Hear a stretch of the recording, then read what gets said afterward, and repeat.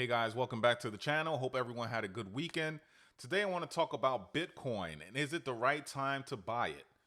I'm going to go through some things and tell you why I believe if it is or not the right time to buy Bitcoin. So do me a favor, if you like the video, please hit the like button, and if you want to see more of my content, subscribe to the channel. All right, let's get into it and let's see what's going on with the market currently. So currently we are looking at a sea of red here. Bitcoin's down at 26,100. ETH down almost a percent at 1,600. We got BNB, XRP. The only red or green that I'm seeing here is Litecoin. It looks like Ethereum Classic is kind of green. But other than that, just we're trading sideways and the market's taking a little downturn right now, but it's okay. Consistent with that, we see the fear and greed is currently at 38. Yesterday we were at 37, so we upticked a little bit. Last week, look at that. Last week we we're at 50. So before that downturn on Thursday, things were looking neutral, but now we are in fear territory. So let's take a look at Bitcoin. Bitcoin currently is at $26,135. Today we hit a low mark of, it looks like 25,868 according to CoinMarketCap. That was around 11 o'clock today, Eastern Standard Time. So we're ticked up a little bit, but not near where we were at 29,000, almost touching 30,000 last week. So that's crazy. We're down almost, rounded out close to 4 grand. So is it the right time to buy Bitcoin? Is it the right time? So let's take a look. According to this here, and look at this chart. This chart is from Arlene Owahin, and he's on Twitter. And if you look at the pre-halving years, we are currently at the same mark. Look at 2013, you see that? 2017, 2021, and currently we're sitting at the same point. Same point. And what happens a little bit after that? We just go up. And that's consistent with the bull market, consistent with history. Around right before that pre-halving, we take a little downturn, and then right after that, it just shoots up and we go to the parabolic run. So is it the right time to buy Bitcoin? Yes. I've been preaching that since August. I told you I've been accumulating. My goal is to get, a whole coin, and everybody's goal should be to at least get 0.1. 0.1, if you hold 0.1 Bitcoin, I think in the coming years, you'll be very, very happy that you had 0.1. Obviously try to get a whole coin, try to get more than that. But this, I believe, is going to change people's lives. Definitely. And if we look at this other chart here, we look at the long-term holders. Long-term holders are back up to the levels they were in 2015. So about 75% of Bitcoin is currently being held long-term, according to this chart by the National Root. And Bitcoin, I talk about wealth and I talk about owning 0.1, owning a whole coin, or trying to own more, just because of right now inflation and what it's doing to our purchasing power. Whether in the US, whether you're in India, China, Canada, wherever you are, it is impacting us. I mean, according to this here, it says Gen Z and millennials need about 3 million to 5 million to retire. 3 million to 5 million to retire. That's because of inflation, was doing to that dollar, was doing to the yen, was doing to the rupee. All of that is just, you need more of it. And what is the best thing to, the best hedge against inflation? In my book, it is Bitcoin and crypto. Specifically Bitcoin, I treat that as a 401k. If you compare it to the dollar, if you compare it to any fiat, it is outpacing that. It is definitely beating inflation. Right now, the way inflation is going and the way the wages are going, you're going to have to work until forever. The retirement age won't be 65 anymore. It'll be more than that. Is that type of life that you want? That is definitely not the type of life that I want. So I'm trying to find something, a smart investment, although risky, but smart, that can help me with that.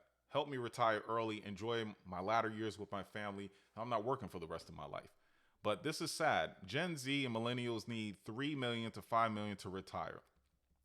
Inflation has definitely affected economy badly. Gen Z and millennials who are looking ahead for saving for their retirement need to rethink and restructure their finances.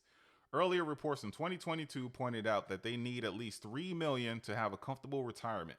However, another survey by Bloomberg has disclosed that Gen Z and millennials need anywhere between 3 million and 5 million to have a comfortable retirement.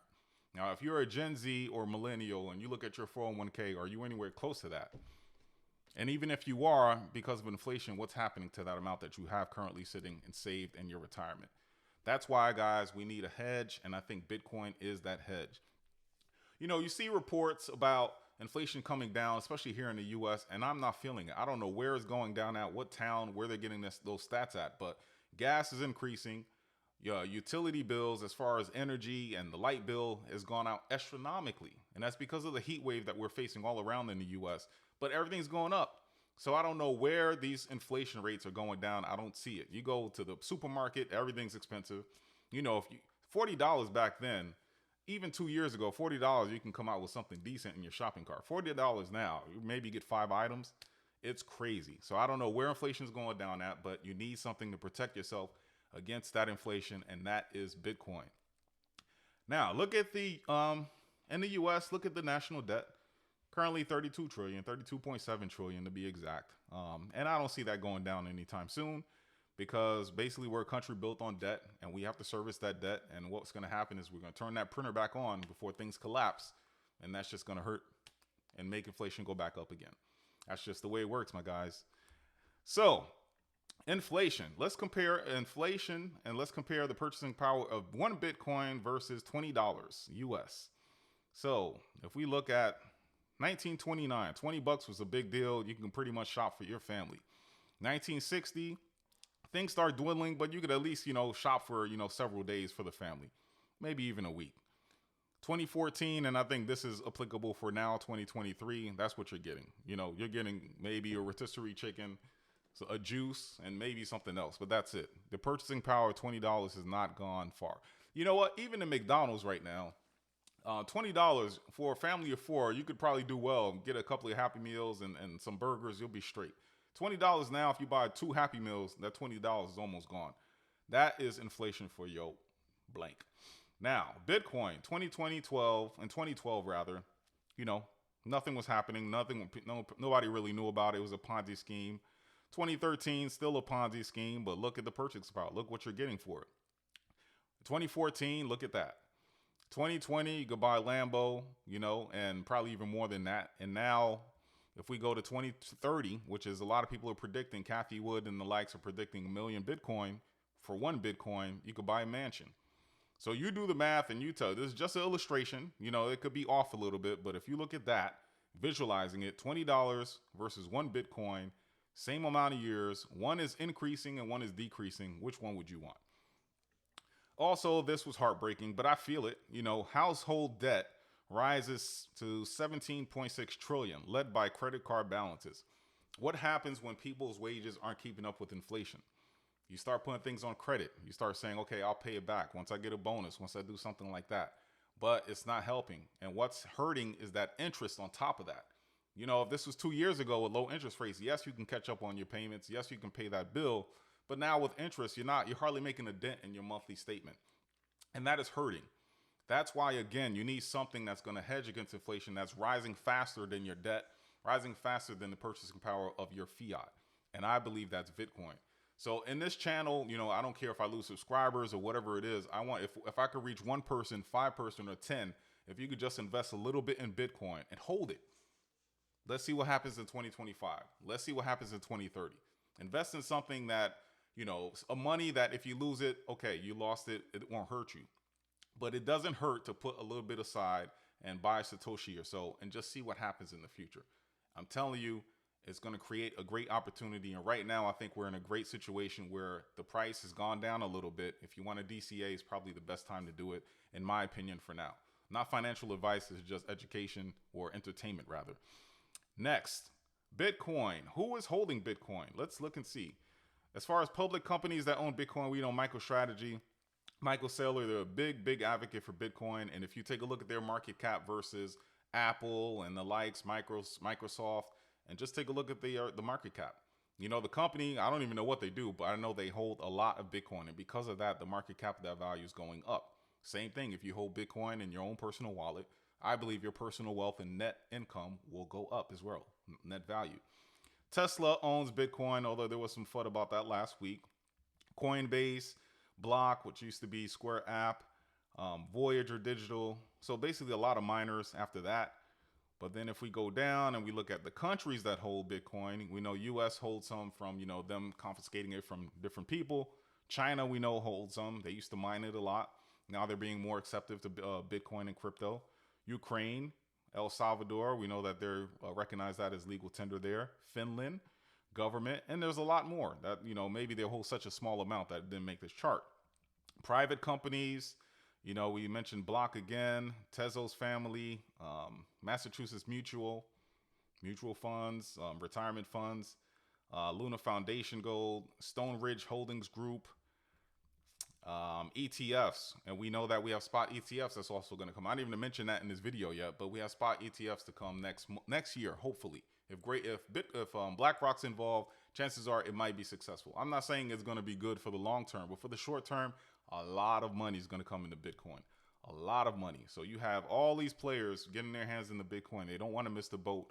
What do you think is going to happen to that price? There's a limited supply of Bitcoin. No more is ever going to be made. And there are 56.1 millionaires in the world. And less than 15, in my estimation, less than 15 million Bitcoin out there. What do you think is going to happen when everyone catches on and sees, oh, shoot, inflation is not helping what I have currently in the bank, not helping my wealth. Look at this other thing here that is gaining and it's not stopping and it's a hard asset. I need to get my hands on it. What happens when you have all these spot ETFs coming in, all these institutions, all these 401k companies, your Fidelities, your mutual companies, and then you have the millionaires coming in saying, oh, shoot, I missed the boat. I need to get some. I need to get some. Guys, I'm trying to tell you, Bitcoin right now, I am investing heavily into Bitcoin. And, I just think it's an opportunity of a lifetime. And let's see if I'm wrong. But if I'm not wrong, I'm done with the rat race. I can retire early. I won't have to work for the rest of my life.